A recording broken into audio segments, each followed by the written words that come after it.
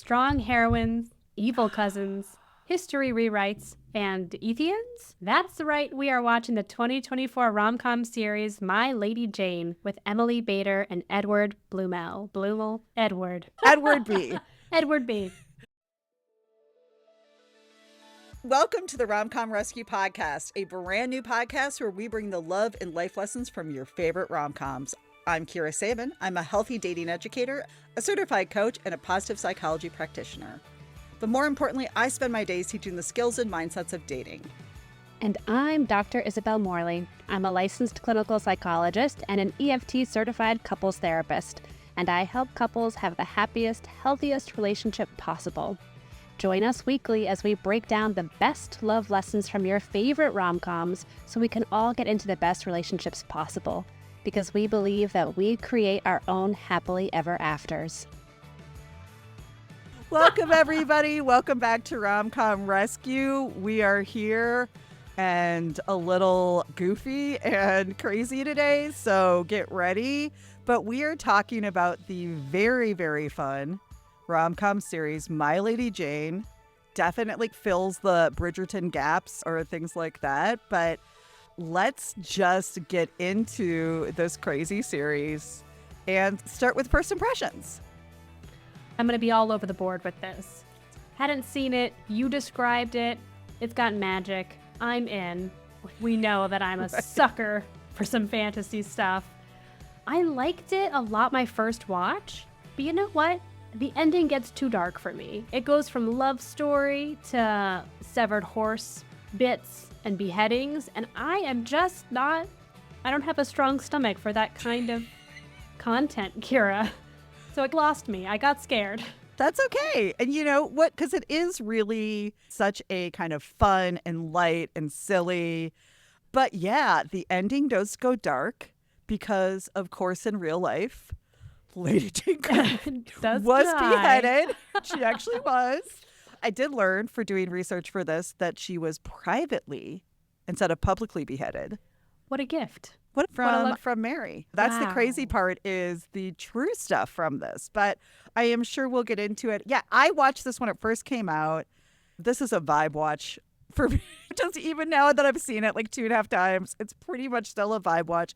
We will let everybody know right now there are not a ton of love lessons. We're just going to talk about this because, in all honesty, we're still a little rough over here from the election and we wanted to keep it light. So let's talk about people that turn into animals and historical romance. So I thought it was really fun. And there was such a following for this online. Yes. You told me, and right. I've seen it now, this cult following. I know. And so when people love something this much, I love to come over and talk about it and things like that, because I know whenever I find something I love, like I want to hear the conversations about it. I want to talk to people about it. So this was definitely something that we had out our books for a little bit, but now just had the time to watch and do.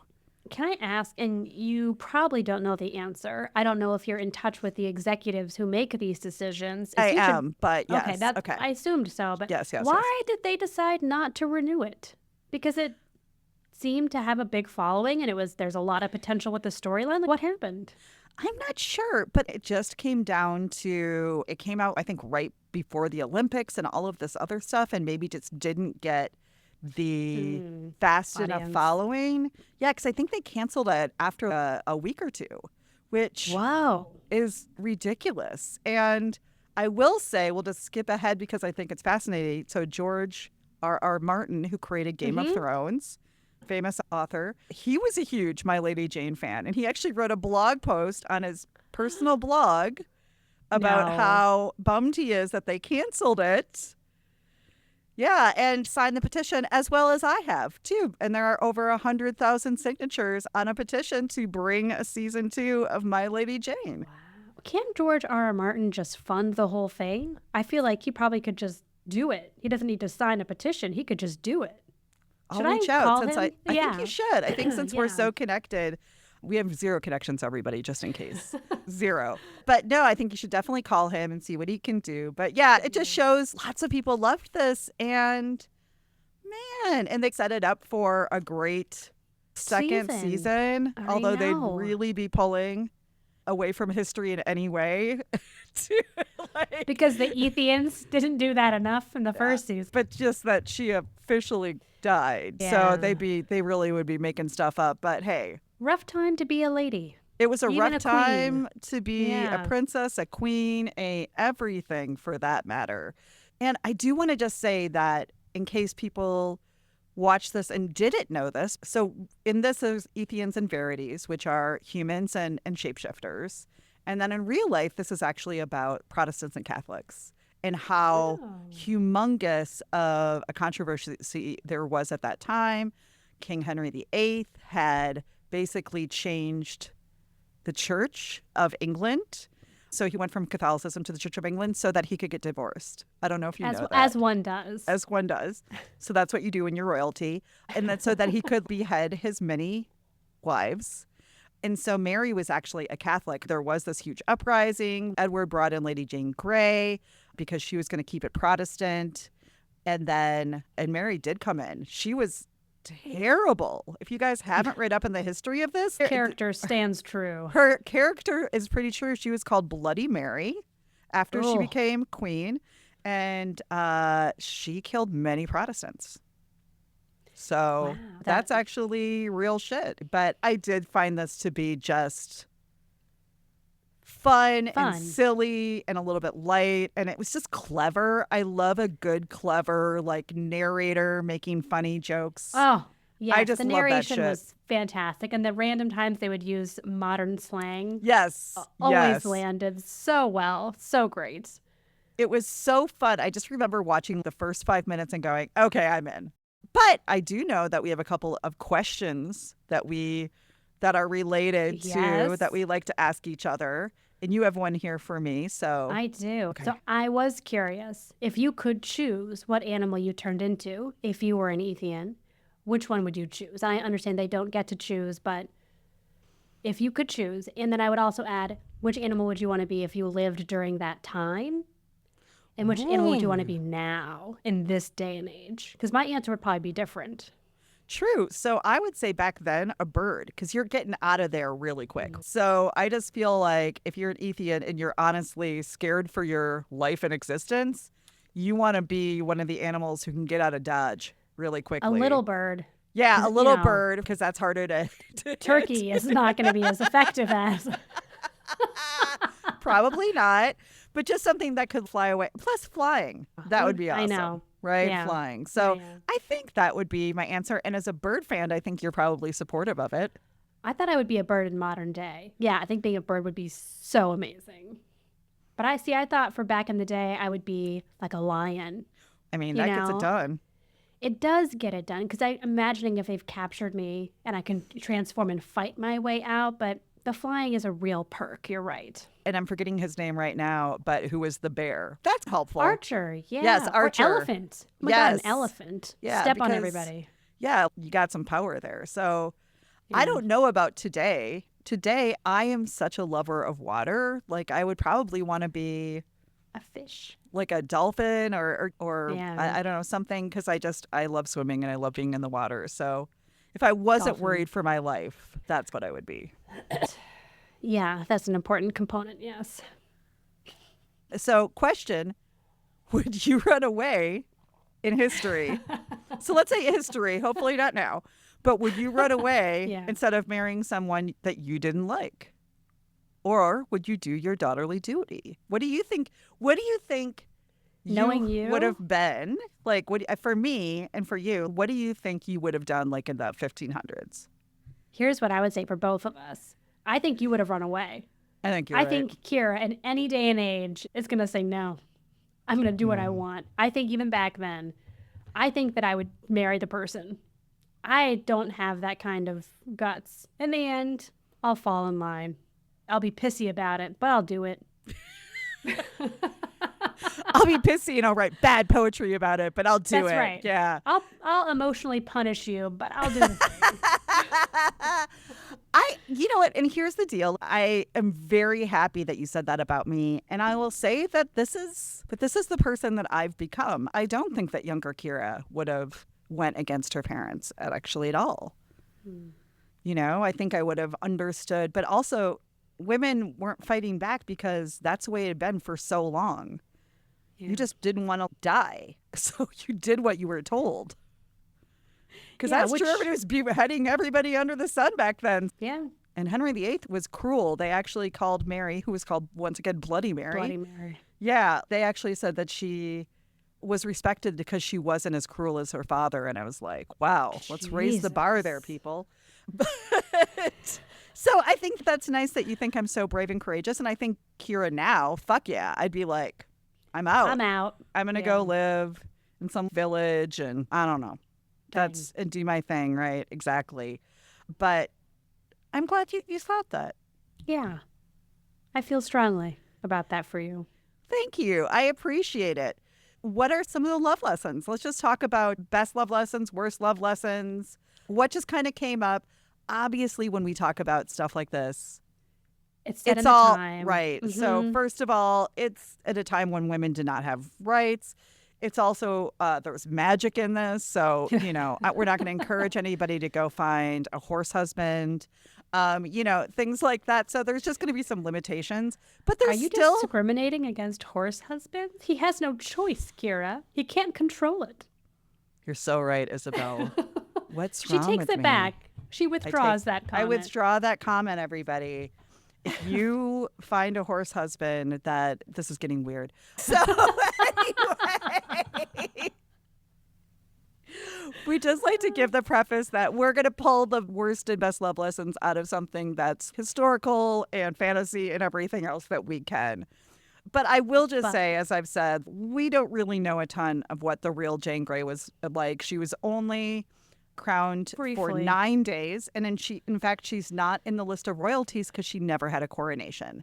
So she's officially, I think, not even considered a royal or recognized as a royal by British royalty. And she did not have a good life. She really got the short end of the stick. And this was all when she was 16 years old. So she's 16 years old. Cousin Edward dies, names her, right? She didn't supposedly expect it or want it. And it was all Lord Dudley. There was really a Lord Dudley. And it was all him who really pushed it. And and both her and Guilford were beheaded after 9 days. Good God. I know. I guess hope it keeps a little perspective, right? Yeah. I hope they took advantage of that. I hope that royal 9 days. Right? Wow, huh? What a weird time. What a weird time to be alive. But considering her story is pretty depressing, this was such a fun, empowered take. And Jane was so strong and brave and courageous. And I just loved that. I just have to say that's just the best lesson as somebody who grew up not seeing women that brave. Yeah. Portrayed in TV shows and movies. I love to see just she was courageous. Strength and courageous. And I remembered when I watched Wonder Woman. I don't know what that experience was like for you. Never seen it. What? Okay. Sorry, we have to stop the recording. This is big news. Yeah. No, never seen it.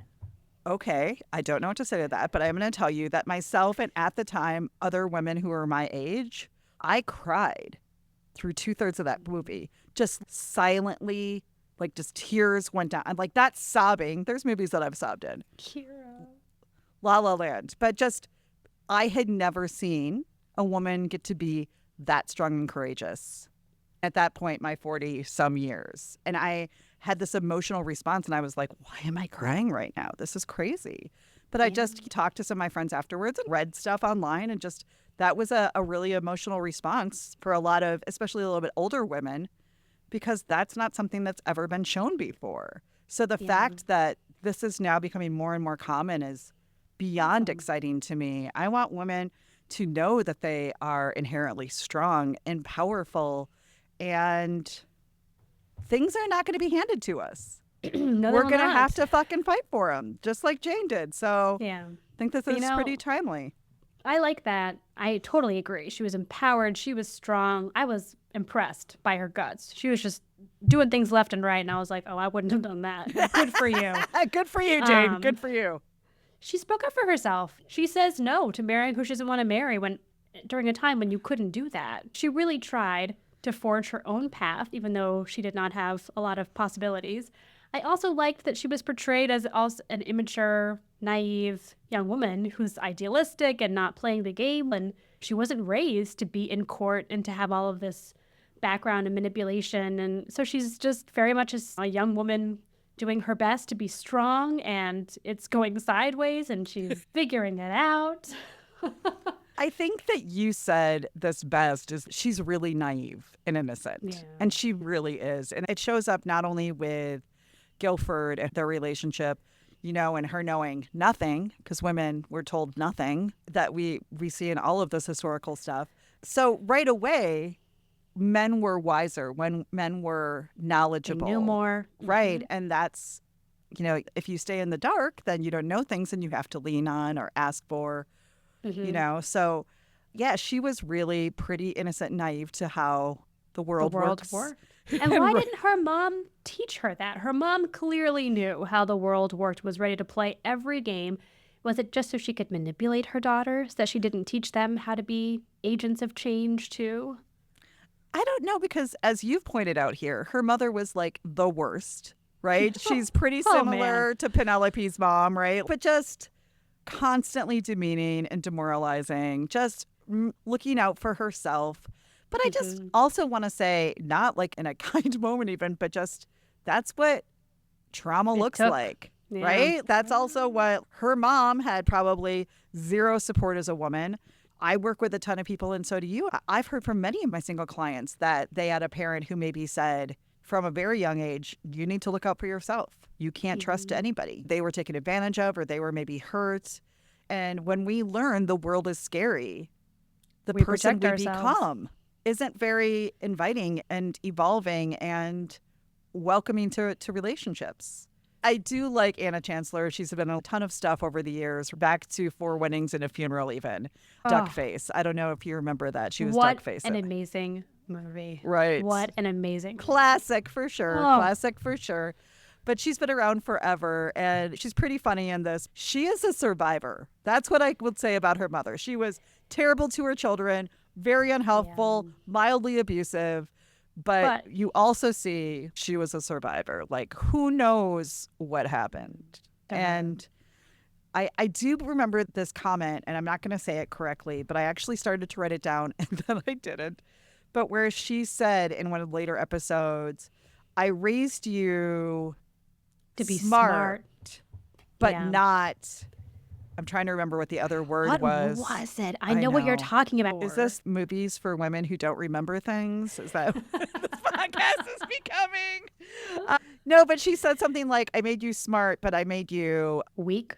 I didn't give you the knowledge that not everybody is going to do the right thing. And not everybody is going to... live. Yeah.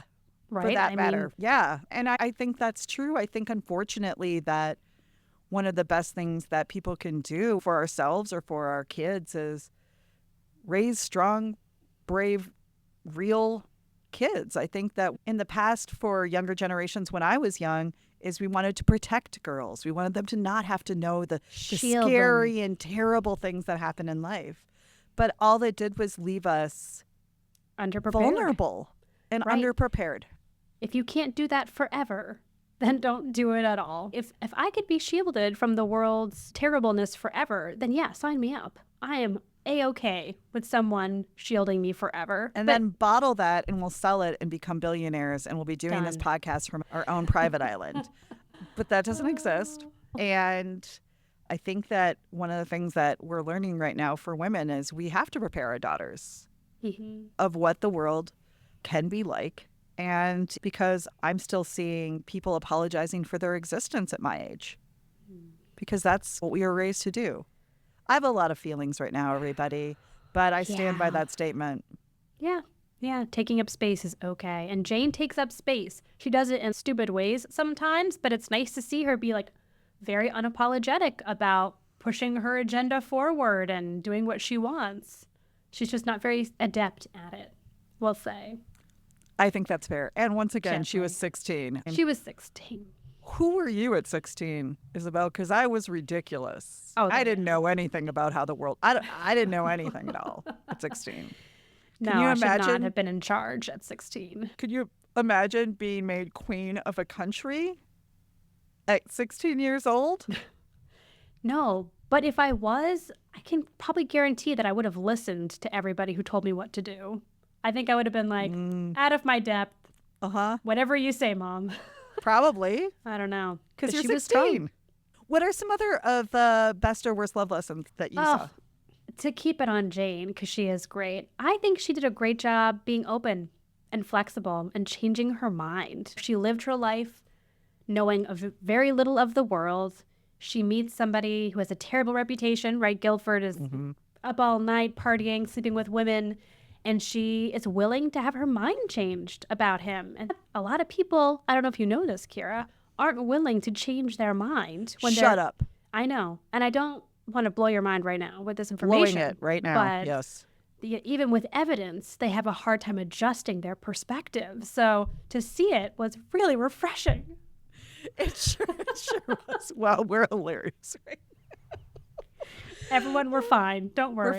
We're fine. Yeah, I lost it. I have no idea what we were just talking about. I have no idea what we were just Jane talking and her about. open-mindedness. Although, also, was her mind too open? She really flip-flopped in the Ethian thing. As soon as she saw that her maid was Ethian, she was like, I'm on board. So should we talk about how sometimes when we meet somebody that we like and are attracted to, we're on board with things we shouldn't be on board with? Maybe we should give it a minute. And that's true, because I think a lot of times as singles, when we meet somebody who we like and we think is interesting and all of the things, we want to like what they like. We want to explore their world.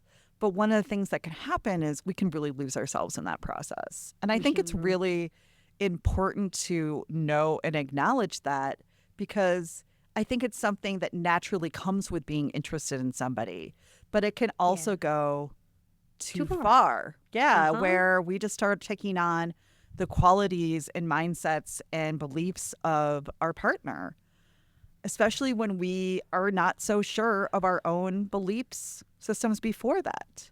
Yes, and that feels very true, actually. And you saying that really lands for me with Jane, because finding out Guilford is Ethian, he can't control it, he wants a cure, she basically ends division law for him. For her maid, and she sees their conditions and has some empathy, but it's really for him. She's doing this great statement of love for him when he hasn't reciprocated a lot of that to her. And it does feel very young and romantic, but dramatic.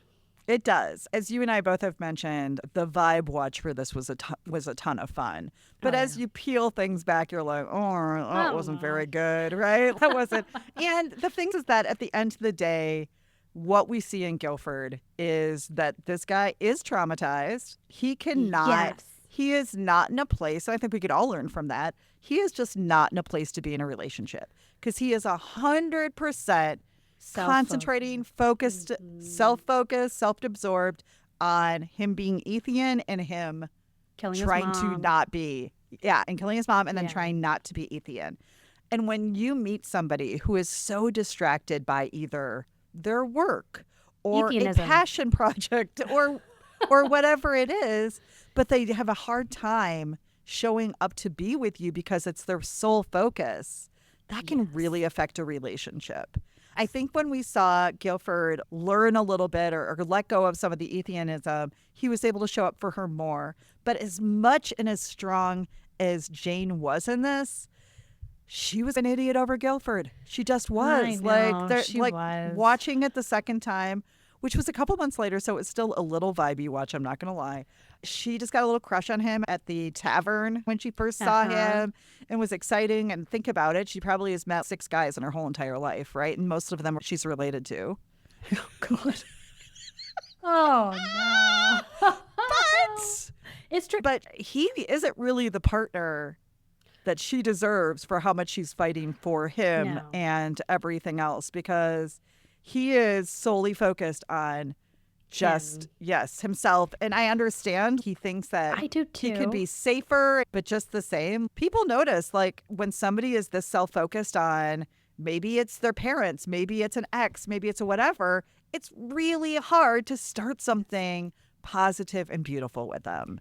Ooh, yes. And this is Look at us finding the lessons. Hey, we're digging deep here. We're digging. I always say there's a degree of work that you can only do in a relationship, right? But he has so much self-work to do pre-relationship. And this really is a cautionary tale of you can't save someone if they first are needing to save themselves, right? She wants to save him from his suffering and release him from his pain about being Ethian. And she's doing a lot of work for him to make that happen.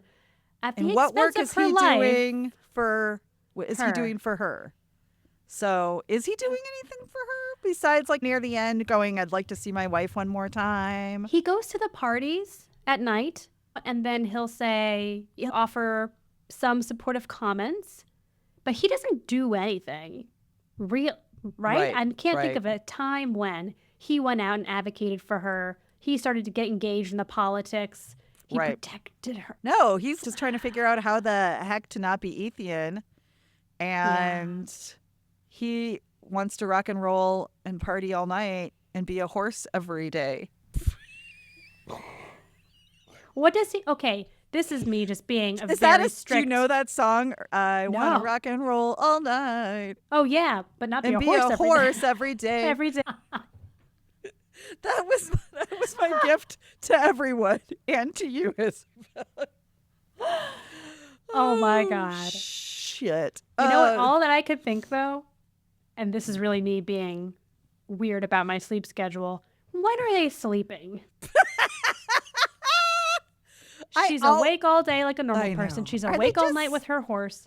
Is it just they're young? They're 16. Is that what it is? Is that they're it? just Is? And you they're just raging? have like tons of energy, and so it doesn't matter. Yeah. I know, because I'm constantly, now that I'm older, like, how do they have so much energy to do all these things in these TV shows and movies? I'm like, I know. You know, like, go to bed, who are these people? Does he sleep as a horse all day? I don't know. I don't know, because I don't know about that at all. I don't know. I gotta tell you something. As you know, Guilford didn't do it for me. I know. He just didn't. Do you know this? Tell me more. Yeah. Tell me more. The look isn't quite right for me. The self-pitying thing isn't quite right for me.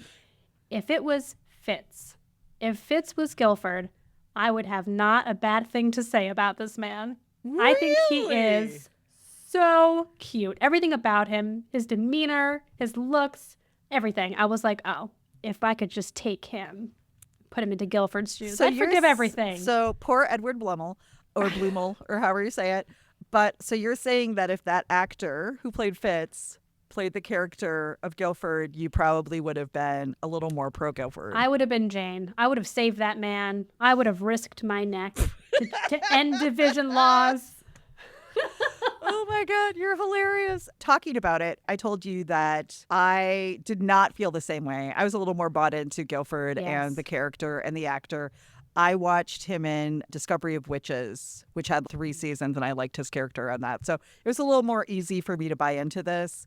Yeah. Actually online, because I look at things online, and there is a plenty of people in your camp where they're like, I don't know if I really get it. Like, it's not doing as much for me. To do. Yeah. Such as next week, I believe we're talking about The Holiday with Jude Law, and that does everything for me under the sun. This is my favorite rom-com of all time. I'm so excited. Oh my gosh. So excited. But like Jude Law, to me, this is optimal rom-com lead in that movie. Peak lead. So hearing Guilford to Jude Law's character in The Holiday is night and day. I agree. So I also have, as a love lesson, something that I was told as a kid. Secrets hurt someone. Secrets are no fun. And I think that is one of the lessons from this is, now I understand it was life or death back then, and that's what we're supposed to understand. But I do think that this happens a lot. And I do think that this is still something that happens in families where there's a family secret. But a lot of times the trauma and just also the weight of keeping that secret quiet is sometimes 10 times worse than just the truth. Yeah. and just what we do and how we cope to keep that private or quiet. Yeah, I think that's totally right. And the weight on that family and then how it affects his marriage. His family having to hide that he was a horse, the amount of Yes. work that took, it just Yeah. becomes a bigger problem than just people knowing. Now, obviously, like I said, back then, it was life or death. But most of the time in real life, it's just people's judgment that we're so scared of. But also the secret, which seemed like a wholly unnecessary one, of whether or not he accidentally killed his mom. It's like, why hold that so close to the chest? Then he isn't telling anybody what he thinks. That does add to, like you're saying, the weight and how you interact with people. And it just wasn't even necessary.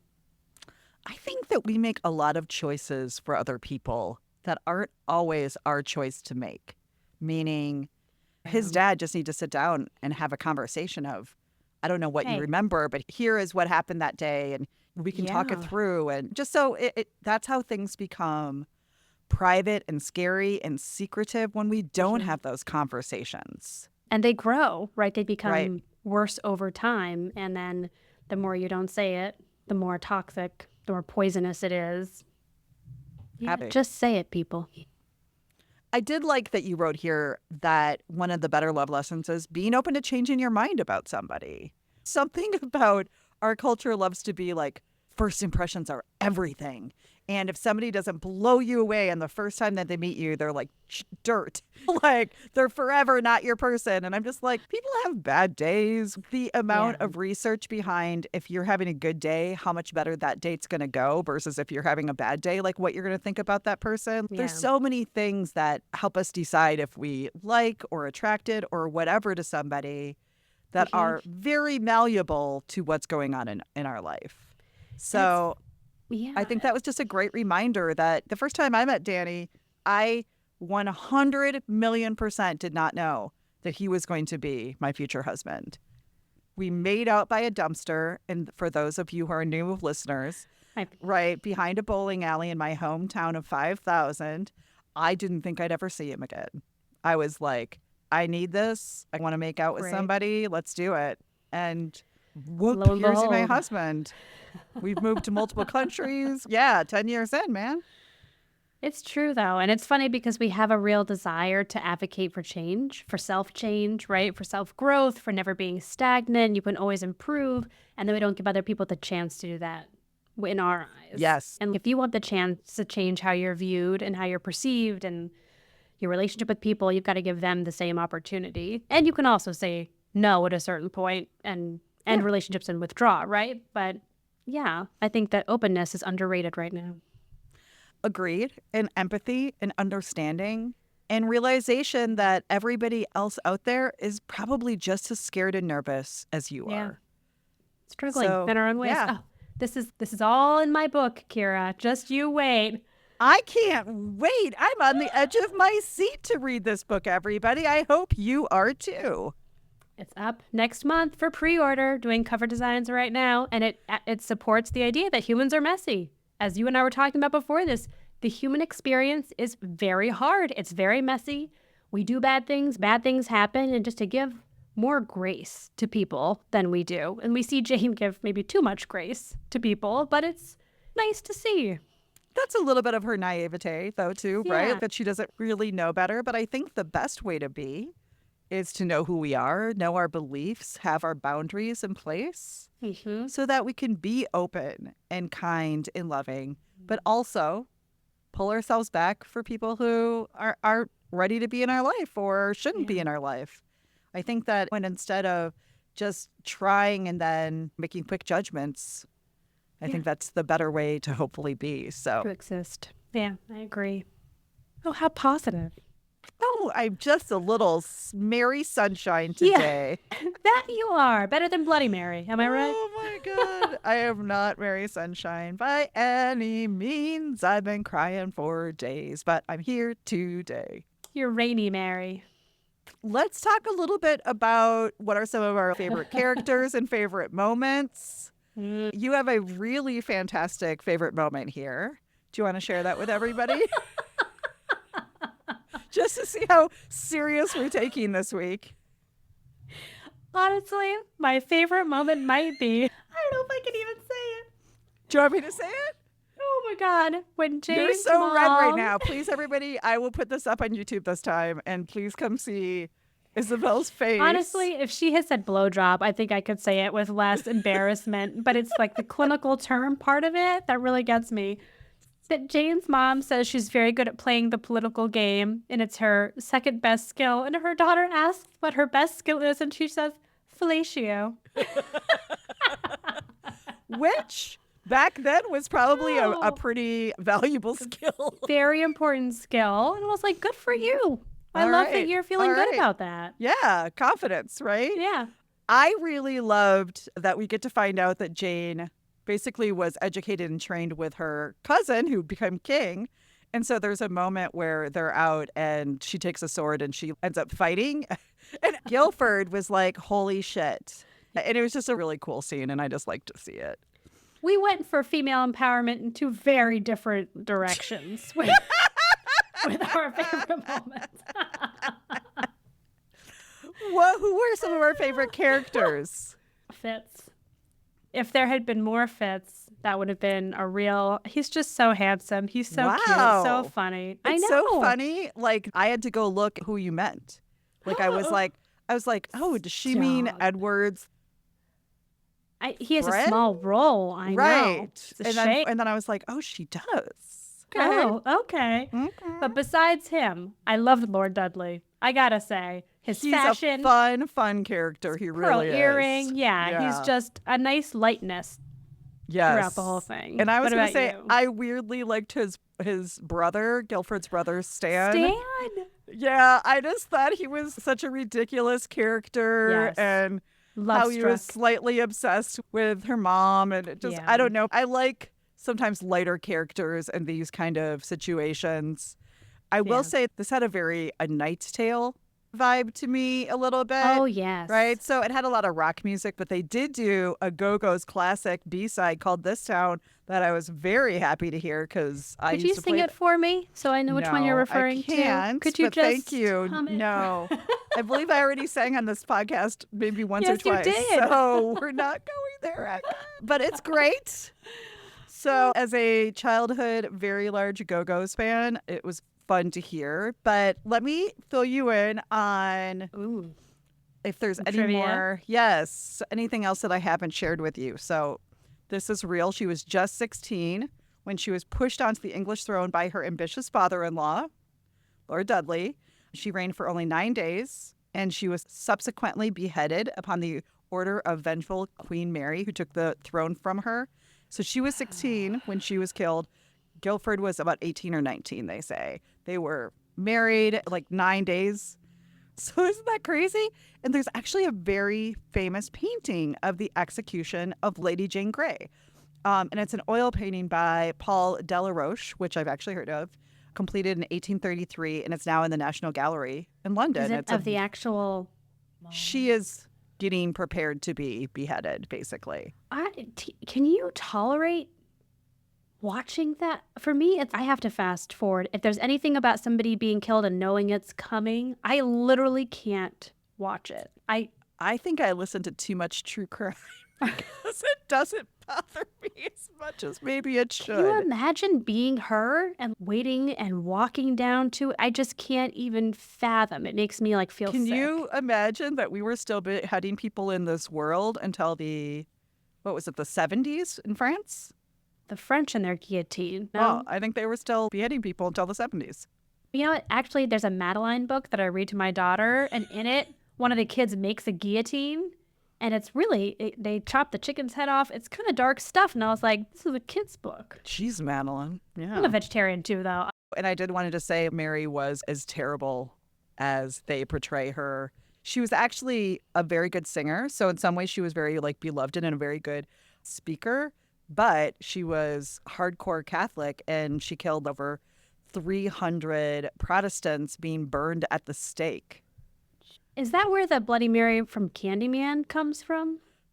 That I don't know, but that's why she was referred to as Bloody Mary. And sometimes she's confused with Mary, Queen of Scots, but that's completely different. What happens after Queen Mary? Who takes the throne after? Queen Elizabeth, who is her much younger sister. Oh, wow. So Wow. like the Queen Elizabeth Interesting. who we all know and Yeah. everything else. Would they make it? Maybe in the afterlife. They did. Maybe.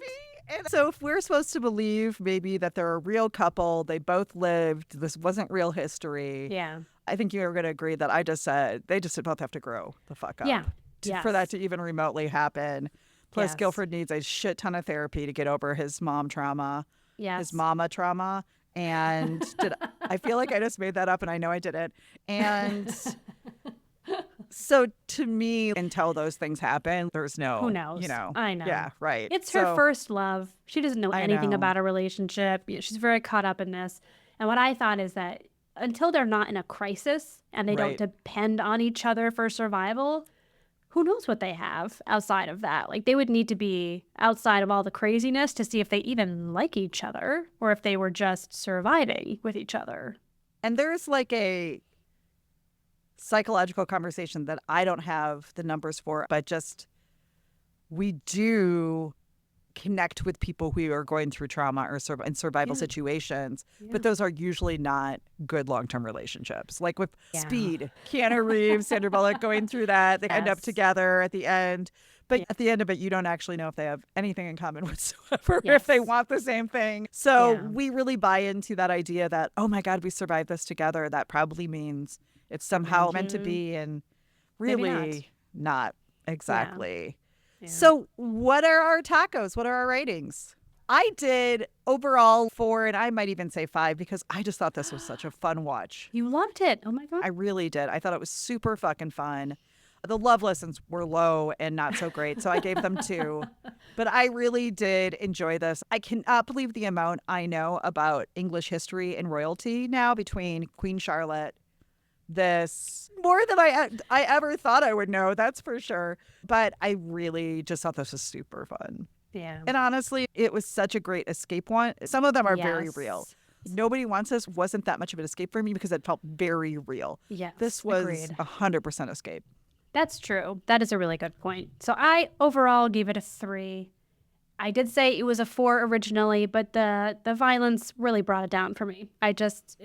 It took it away. I gave it a 3 overall. I respect that. Yep. I also gave it a 2 for the love lessons. Thin on the good love lessons, but not surprising given the time. And they were both just trying to literally survive and not necessarily be good partners to each other. Fine.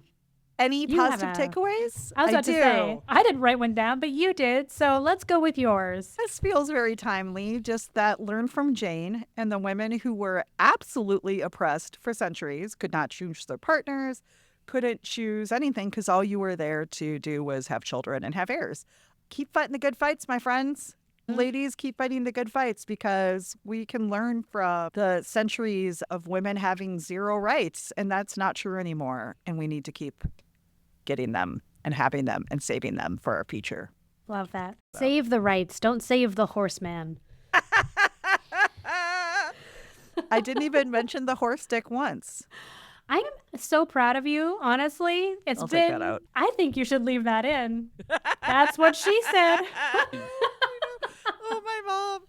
You don't know this about me, but my mom, when we were growing up, would tell me to stop doing something by going, Kira, LC, meaning low class. Was that a thing other people did or just your mom? I've never heard of that before. Oh my God, there's LC. LC. And there are people in my life who still reference that to me LC. and to her. Oh Jan. my God. LC, low class.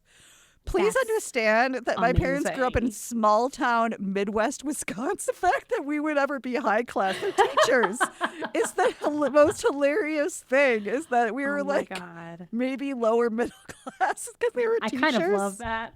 LC. So my gift from Jan to you. That's it for today.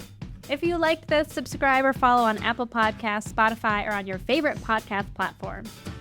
And if you loved it, and we sure hope you did, or at least laughed a little bit, please leave a review. It helps us get the word out about this podcast. Join us next week for my favorite rom-com of all time, 2006 classic rom-com, The Holiday, with Kate Winslet, Cameron Diaz, Jack Black, and Jude Law. Until next week, create your own happily ever after, And probably don't marry someone that turns into a horse during the day.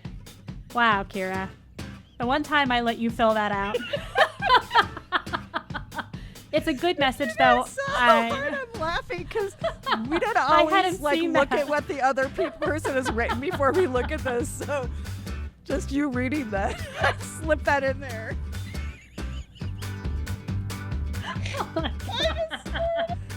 But I think that's a really good tip. advice. It's great advice. And we both made that choice, and we're doing great. So